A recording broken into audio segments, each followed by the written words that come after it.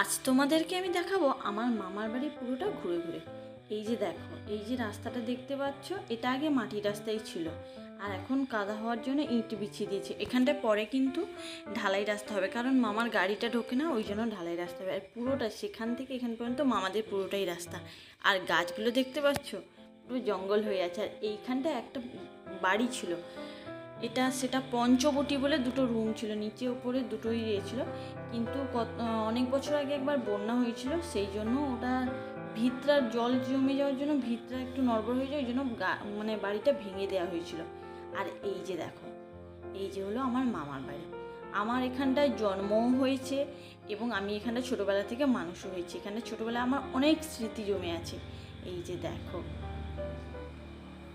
আর বলতে বলতে আমার মানে এখানটায় অনেক অনেক কিছু স্মৃতি কত জমে আছে। আর এই যে দেখো মামার বাড়ির পুকুর, এই পুকুরে প্রচুর মাছ। আর পুকুরটা দেখেছো কত বড়। আর এই যে দেখো মাছগুলো কেমন করছে দেখো। এই পুকুরে আমি যখন ছোটোবেলায় এখানটা থাকতাম মামার বাড়িতে, তখন দাদুর সঙ্গে দাদুর কাঁধে চেপে এখানটা পুকুরে সাঁতার কাটতাম, সেসব স্মৃতি সত্যিই খুব মনে পড়ে।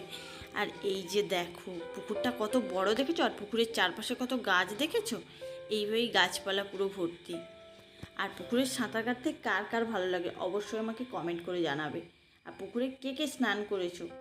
আর এই যে দেখো কত আম গাছ, কত রকমের গাছ আছে এখানটা, অনেক রকমের গাছ আছে, অনেক রকমের আম গাছ আছে অনেক রকমের সব কিছুই গাছ আছে মামার বাড়িতে। আর এই দেখো আমি তো আমার বোনেদের সঙ্গে প্রচুরভাবে কথা বলছিলাম, হাসিল না, অনেক দিন পর ওদের সঙ্গে দেখা হয়েছে, ওই জন্য একটু গল্প করছিলাম, একটু আনন্দ করছিলাম।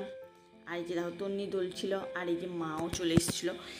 এই যে দেখো আমার দিদা সোফায় বসে মুড়ি খাচ্ছে। আর এই হলো আমার দাদু ভাই। দাদু অনেক দিন হলো মারা গেছে, আর দাদুর বোন উনি একজন দিদা। আর এইটা হলো দেখো, এখানটায় অনেক স্মৃতি আছে, দাদুর লেখা বই থেকে শুরু করে সমস্ত কিছু। দাদুর স্কুলে সার্ভিস করতো, রুলে মাস্টার ছিল, তো সেখানকার বই সমস্ত কিছু আছে। এমনকি আমার অন্নপ্রাশনের ছবিটাও পর্যন্ত এখানে। এই যে দেখো, এটা হলো আমার অন্নপ্রাশনের ছবি। আর আগের ছবিটা যেটা দেখেছিলাম সেটা হলো আমার মামার ছেলের ছবি।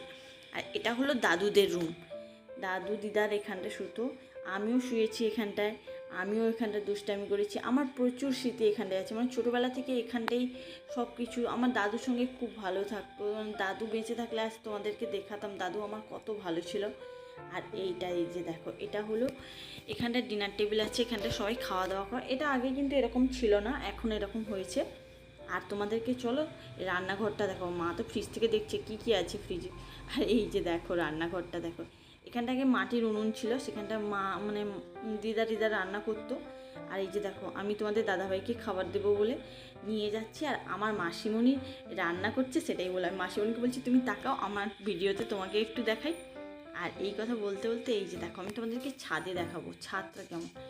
এই দেখো সিঁড়ি দিয়ে উঠে যেতে হচ্ছে। এই বাড়িটা কিন্তু অনেক বছর আগে তৈরি করা, তখনকার দিনে দাদু এরকমভাবে তৈরি করতো। আর এই যে তালার দেওয়া রুমটা দেখছো, এটাতে ভাড়াটিয়ারা থাকে। আর এটা হলো আমার মামার রুম। মামারা এখানটা থাকে না, যখন আসে তখন এখানটায় থাকে। আগে থাকতো মামারা এখানটায় এই রুমটায়। আর এখন মামারা যেহেতু চাকরি সূত্রে শিফট হয়ে গেছে হলদিয়াতে, তাই হলদিয়াতে মাইমারা থাকে, মাইমা থাকে। আর এই দেখো আমি ওঠার সঙ্গে সঙ্গে তন্নিও আমার পেছনে পেছনে উঠে এসছে। আর এই যে দেখো তন্নির দুষ্টামিটা দেখো, ওই দোলনাতে উঠবে বলছে মামাম তুমি দোলাও আমি উঠছি। আমি বললাম যে না, তোকে এত কিছু করতে হবে না, তুই চল নিচে গিয়ে আমরা সবাই খেলা করবো। আর নিচে দেখতে পাচ্ছ আমার মামার মেয়ে কি করবে না করবে নিজেও খুঁজে পাচ্ছে না, একদিক এদিকে যাচ্ছে একদিক ওদিকে যাচ্ছে, ঠিক যেন তন্নির মতো। আর ভিডিওটা কেমন লাগলো অবশ্যই তোমরা কমেন্ট করে জানাবে।